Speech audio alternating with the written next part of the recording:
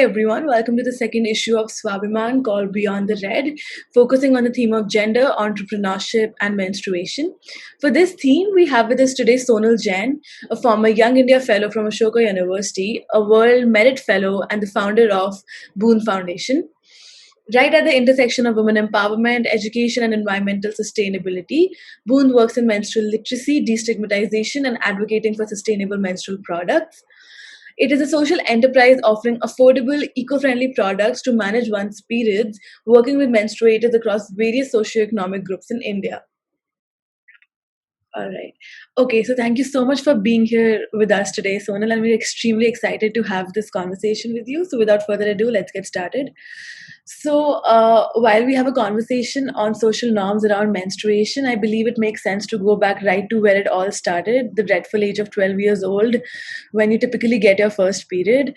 Um, I believe that the stigmas that we live with today are beliefs that we're told time and again throughout our childhood.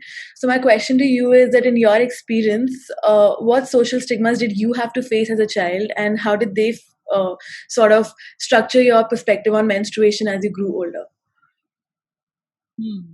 Thanks for that. I think my own personal lived experiences is one of the primary reasons why I continue working in this field, and I think it is super important because some of these beliefs are, still bear a very heavy impact on my life.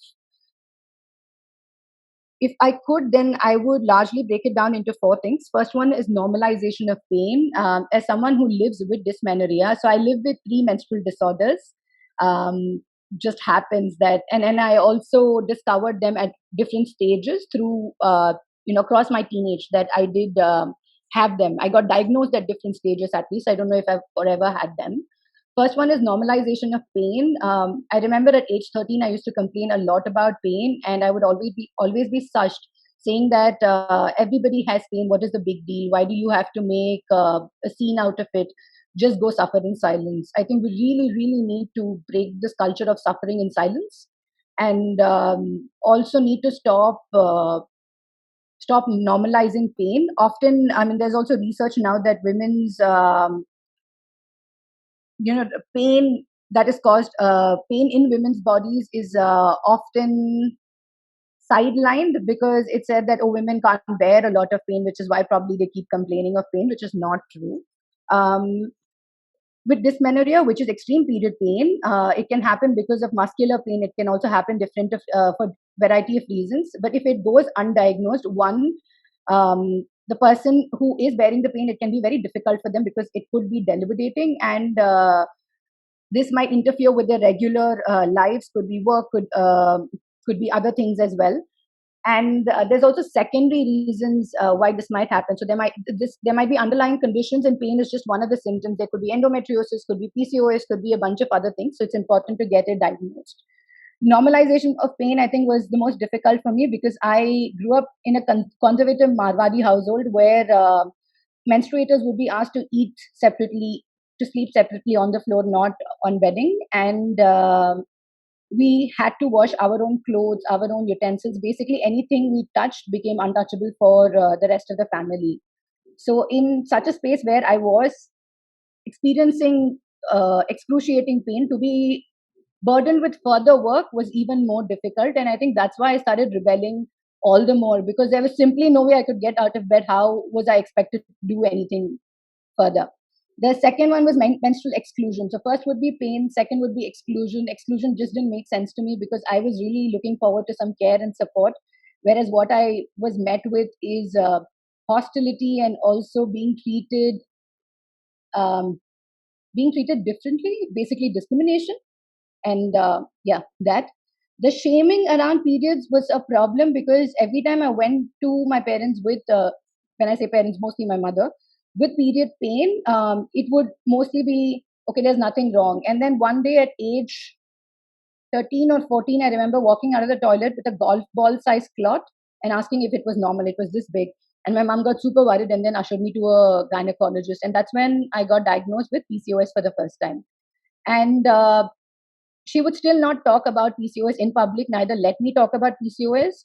It came with extreme fatigue, difficulty in weight loss, and also facial hair and extra hair, hirsutism over, on different parts of the body.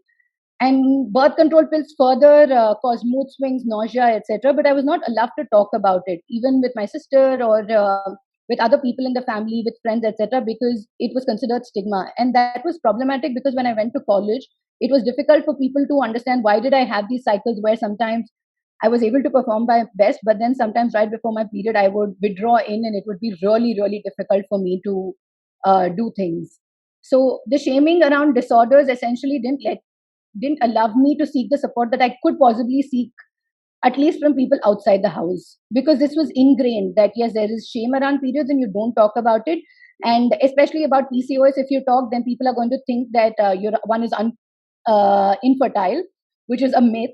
And because of that, I would be not that only I would be shushed, but also I think my mother wouldn't acknowledge it, and that often happens because of the expectation that one, not expectation, but I think just because of the belief system that fertility is the most important part in a patriarchal system, because if one is infertile, then they can't carry forward a man's bloodline, right? Then they, essentially, in some sense, I become a useless tool. So that was a problem. And the fourth part would be lack of awareness on PMDD, not just among people, not just among menstruators or the society at large, but even among medical professionals. I remember at age 17 in my 12th grade, and then later on in Pune, where I went to study for undergraduate program. There also, I was constantly told that my PMS is just severe, but nobody really understood that what I have is an extreme form of PMS, which is probably PMS into 2000, PMDD, premenstrual dysphoric disorder. And right before every period, I was going through a terrible time with an extreme desire to end my life because my mood swings were so severe and I couldn't take them. Right? I was depressed, I was banging my head in different places, and I just couldn't stay. Sometimes it was restlessness, sometimes it was just lack of energy, sometimes it was an intense feeling of worthlessness, and all of it would be triggered by the simplest thing of somebody saying, "Hey, let's not meet today," something of that sort. So PMDD officially, I think, got recognized as a disorder only in 2013. And by the time I came to know about it, it was already 2015 or 16. And then I sought help, went to a psychologist, and eventually to a psychiatrist. And I'm still under treatment for PMDD. So I think social stigma, essentially normalization of pain, menstrual exclusion, shaming around disorders, and lack of awareness, even in the medical fraternity. Right. Thank you so much for that. Did social norms when you went to university, did they change? Did it become easier to deal with them, or did the dominant narrative around menstruation change as you went to university amongst your peers at least? Hmm.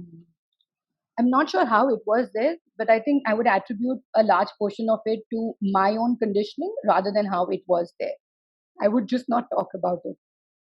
I discussed it with the doctor on campus, but this was a male doctor who anyway had a reputation of prescribing paracetamol for anything and everything, be it a fever or a fracture or nausea, PMS, whatever it was, even for menstrual pain. So it didn't help a lot. I went to one gynecologist, again, not useful. Um, so I don't know about college in particular, the time during undergraduate college, but what I can share is that over time it changed, and it might have changed, little by little, even when I was with my parents during high school. Basically, this happened because we were forced into acceptance. If I'm bleeding a clot which is that big, or right after undergraduate program when I went to Delhi for a fellowship, I missed. I mean, I can't say I missed a period. I had amenorrhea for a while. Like I didn't have a period for 8 months at a stretch. And then when I got my period, I bled so much that I had to be hospitalized for 4 days. Basically, when such things happen, one is forced into acceptance, be it the menstruator or people providing support, right, and care work. So I'm not sure about the norms really, but I do think maybe someone now 10 or 15 years later is in a slightly better position to at least ask for medical support when required. But a lot of this is dependent upon the culture, the kind of household one grows up in, the family, the society, and some of this is also resultant of economic and religious community, the economic strata of society that one comes from, or the religious communities that one is a part of, etc. So those also have to be factored in. I think first one is that some people are forced into acceptance. Second is that as one grows up, through education and also introduction to the world in a larger sense, um, the lens of reason and rationale steps in. And when one starts looking at the world as to, okay, some people's reality is different than mine, and I would also like that reality to be a part of my life, we start moving towards it, right? So with education, agency comes in, as to that I know that I am my own individual and I would like to process things the way I prefer, even if it is different than those even if it is different for people who live in my family or in my vicinity or in my community. So that building of agency and also understanding autonomy, that this is my body, my choice, and healthcare is my right, has really played a huge role, especially when it comes to PMBD. Because to be able to go to gynecologist and say that, hey, listen, is there a slight chance that you might be gaslighting me because you're saying that this doesn't exist, but my research says that this condition exists, and globally it is accepted now, and I understand it is new research, but can you please read up and tell me what is happening, right? So a lot changes also with the lens of reason and rationale, because education, agency, and autonomy really really helps. That's the second thing that helped me overcome stigma. And the third thing is financial independence, because unfortunately all of this care that I'm talking about comes at a monetary cost, and sometimes if we don't have control over um, our money to be able to afford these things, or to be able to choose to invest money in a certain place for healthcare, then one is not able to do that. So these are the three things I would consider. I mean, I would deem that help me overcome these stigma in at least in my own life. Of course, it's a very different journey for each individual. Right. As Mm. I'm talking to you, I'm realizing how I've made PMS an accepted reality of my life as well. Like, this is something that I have to go through every month. So let's just go through it. I can't complain. And even if I'm educated and aware, if I go to a gynecologist and they end up gaslighting me, I still don't think I have the agency to tell them that, maybe you're gaslighting me, don't do it. There's still a way to go till a point I can reach there. So whatever you said, that makes complete sense to me.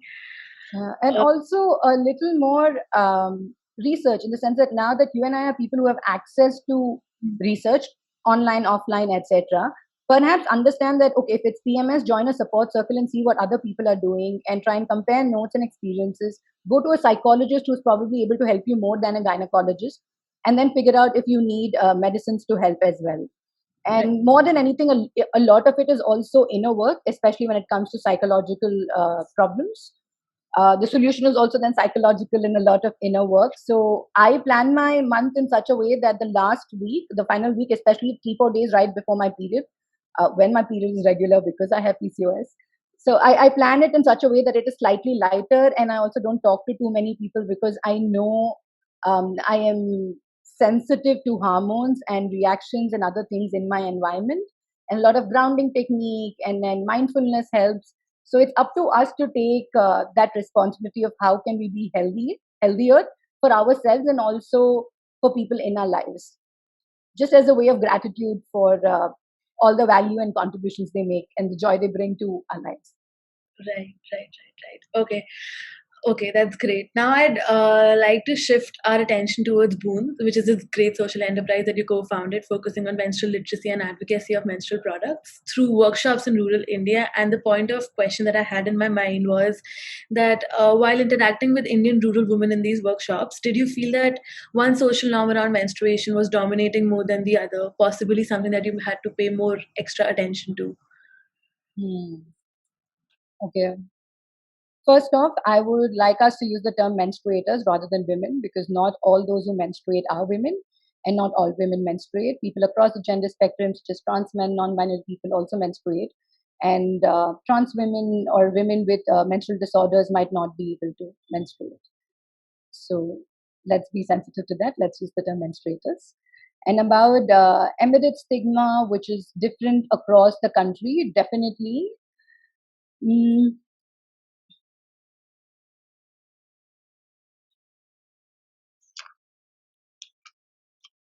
and I'm just putting my thoughts together.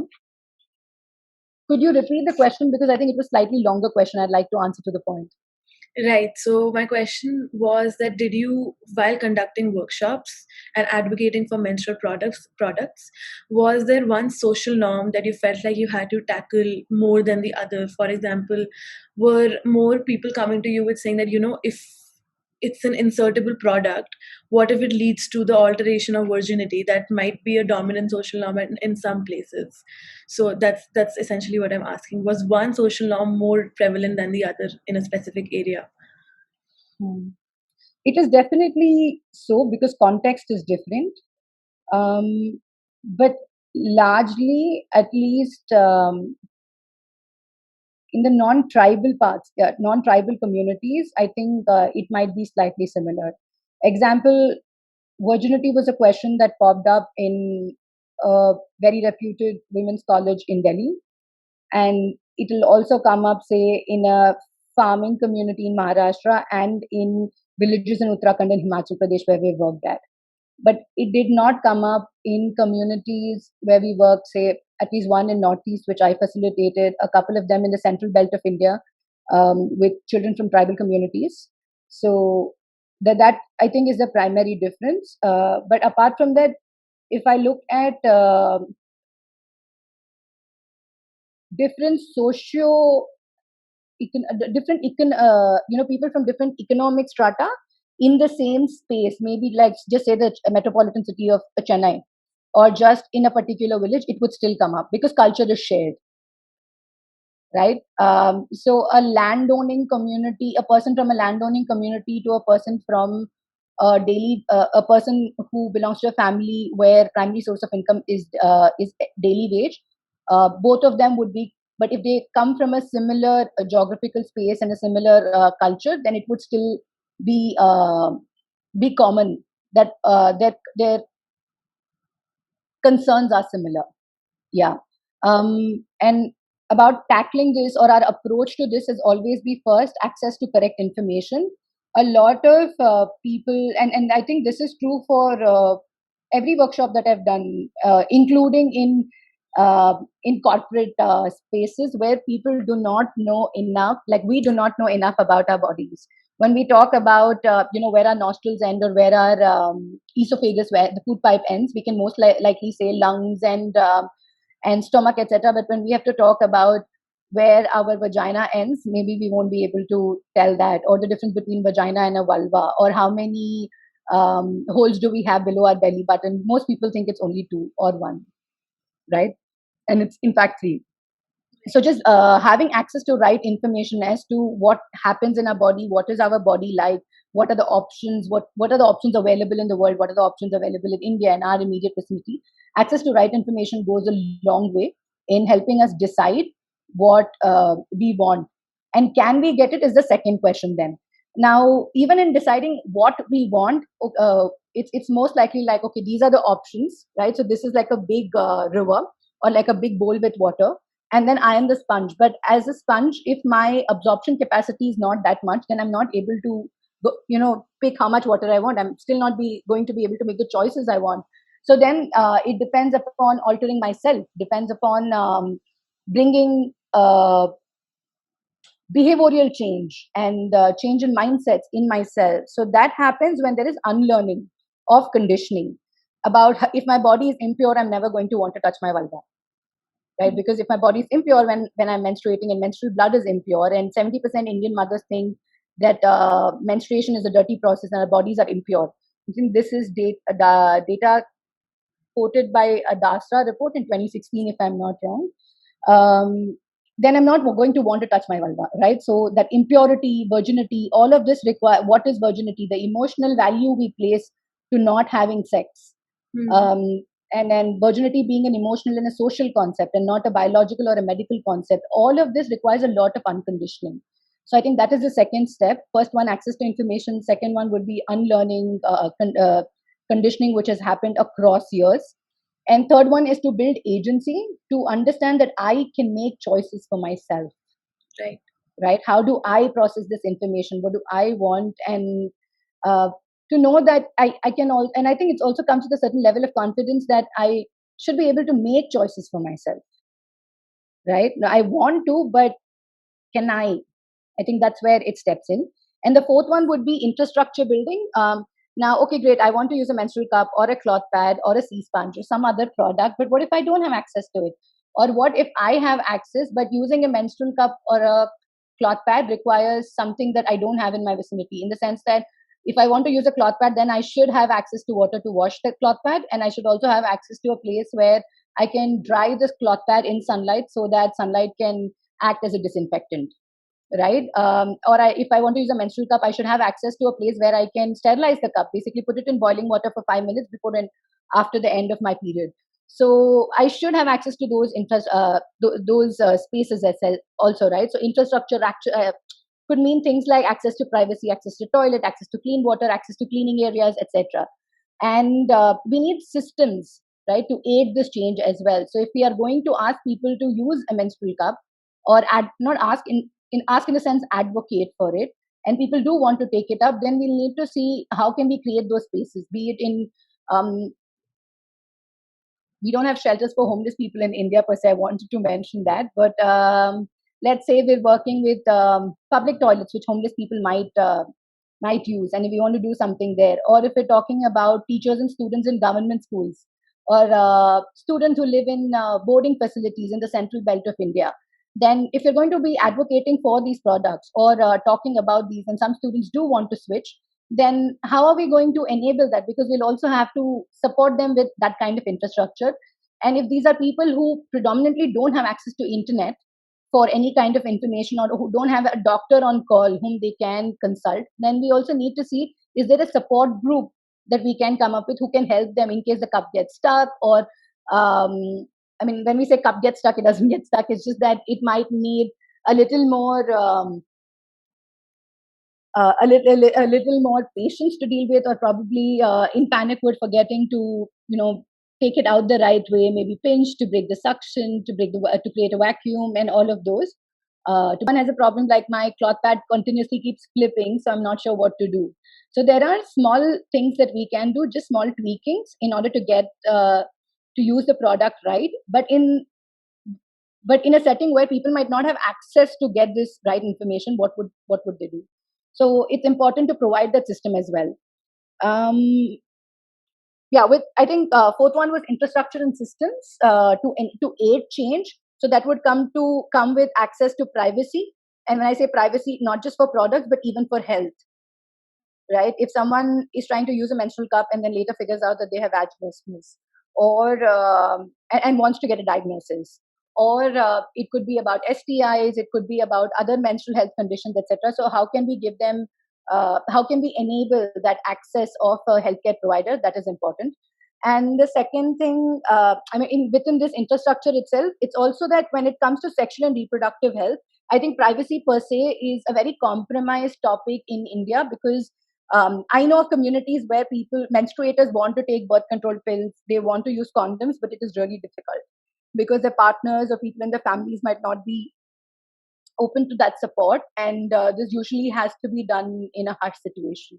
So similarly, I mean, when it comes to sexual and reproductive health, I think a lot of that experience is shared in common. And the fifth thing that is super important, I feel, in bringing about changes in behaviors, attitude, and knowledge is constant reminders, reassurances, and availability. Maybe someone who is sat in a workshop doesn't want to use a sustainable product now, or doesn't want to consult a gynecologist now, but they might want to do this 2 months down the line, right? So then do we still have a touch point with them? Are these interventions that we're making, are they sustained? Are they periodic? Do we have enough capacity and bandwidth to do that handholding for at least about a year or so, till there are change makers within the society, like within their community, who can carry forth that change? Right. Right. So those are a few things I think I would consider. Okay, so my next question to you is that when we look at the stringent norms surrounding menstrual cups in specific, their adoption in the Indian society might seem like a bit of a far fetched idea because of how stringent the norms are. Contradictingly, with the majority of the Indian population belonging to low income backgrounds, a cup's affordability should lead to faster adoption, ideally, because right. So how do these trade-offs work is my question, and are cups in reality the optimal way for Indian menstruators to go about menstruation? Okay, great. First off, thank you for correcting yourself. I think all of us are learning now together. The second thing is, I think you yourself answered it when you said ideally, and Mhm. then we know that reality is far away from that ideal.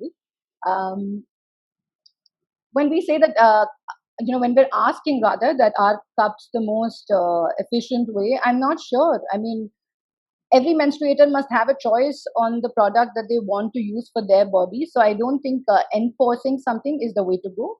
But definitely, creating a space for informed consent is how one must most likely approach it. And I mean, that's the approach that Boone takes. So when we say informed consent, what does it mean? Three things before we can look at accessibility or getting it to them, affordability, etc. First thing is, do they want to use it? Will they use it? Right? If for helping them understand, do they want to use it? We'll have to do deep dive into workshops, try and understand what our bodies are like, what are these products like, are they what kind of engagement do they have with our bodies, with the environment, with the kind of waste they create, how much do they cost, and then where will we get them from in case they're not reusable, and also in case they're creating waste, how is this waste dealt with, etc. Right? So is it good for the body, is it good for the society, the community, is it good for the environment, and what will it cost me? So keeping all that in mind, then we try and see that, okay, do I want to use it?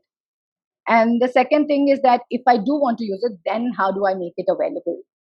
Mm. So if I want to make it available, as I was sharing with you earlier, it's not always pharmacies, like what you mentioned. It's not pharmacies because a larger section of the menstruators perhaps don't even get it from pharmacies. Some of them get it from subsidized spaces, like subsidized spaces. I was talking to someone who was working with the government of Haryana, and they mentioned that right now they're trying to, trying to see if menstrual pads can be sanitary napkins, disposable pads, can be distributed through public distribution system where grains are distributed. And there are certain spaces, say during the COVID pandemic itself, where sanitary disposable pads were distributed through the government school system, where food was also being made available, ration, etc. So it depends on where one gets their product first.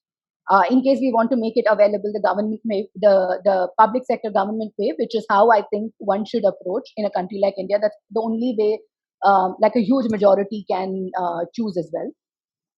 So how we make it available is that. And as for people who would buy it off pharmacies, I think there are enough spaces now online where if one chooses to go buy it, then it's available. But definitely look at stocking it in pharmacies as well. There are places like eco-friendly stores. I know there's one place in Kodaikanal which stocks Boon cups, and then there are places in Leh Ladakh where you can probably get it too. But there are not too many places. Might want to keep it because cups have a very strong education factor to them, where someone has to sit and explain it, right? So if they don't have access to online resources, then they might not understand it, and if they have access to online resources, they might also order it online. Right. So that's something to be considered. We definitely need pharmacies, we need stock case, we need more spaces online, we need it in the public distribution system, we need it via the government schemes and facilities, and also in schools, and a whole bunch of other things. Um, I mean, personally at Boond, I think we really, really want to see it growing through the self-help groups, because this would also create micro entrepreneurs. And I mean, we've tried this out with Udyogini in a really small way in Madhya Pradesh, if I remember right. Yeah, but we would love to see this being scaled. And the third thing, so when I talk about informed consent, first is, do they want to use it? Will they use it? Second is, how can we make it available? And the third one would be help with follow up and changing mindsets, right? So great. I mean, a huge section wants to use menstrual cups or cloth pads, reusable period products, and now they have access to it. But we will also need to ensure that there is support, medical support, and other kinds of menstrual waste management support if required, or community placing dustbins or privacy, sunlight, all of those also have to be made available, and changing mindsets for people in the communities and families so that it's not too much of a problem for them. Right. Okay. All right, Sonal, I think we'll end here, but this was an extremely insightful discussion. I personally learned a lot. Do you have any final remarks? So I would like to share three things. First one, sorry for plugging, but I think it might be worth it. First one is my TEDx talk on owning one's lived menstrual experiences, where I talk about dysmenorrhea, PCOS, and PMDD. The second thing would be checking out Boon's toolkit called Periods and Patrakars, which is a toolkit that helps us talk about menstruation in a better way. So it talks about menstruators across the gender spectrum, looking at credible data, verified data, talks about menstruation as a caste issue, as a human rights issue, and not just a women's right issue. It's a whole bunch of things. So Periods and Patrakar toolkit can be downloaded from Boon's website, boon.co, BOONDH.co. And the third thing, which is by far the most interesting thing that we're working on currently, is this campaign called Stop Period Penalty. And this results in a legal health toolkit which talks about one's menstrual rights in India. So while menstrual stigma and discrimination is super common, I think it is not accorded the status of social evil because we've normalized it. But when we look at this toolkit, it helps us understand that how menstrual discrimination and menstruation-based discrimination is a part or is disguised gender-based discrimination. So it talks about how can one advocate and renegotiate one's rights as a menstruator. And it's going to be out soon, so stay tuned. And please follow us on Instagram. We're Boon Cups. And we do a lot of talk about menstrual rights, about reusable period products, about health, about politics of menstruation, menstrual disorders, and so much more. All right, great. I think you can find all the links on the Swabhiman edition Beyond the Red. We'll mention everything there. Thank you so much, Sonal, for taking the time out to do this interview. It was absolutely amazing talking to you. Likewise. Thank you for having me.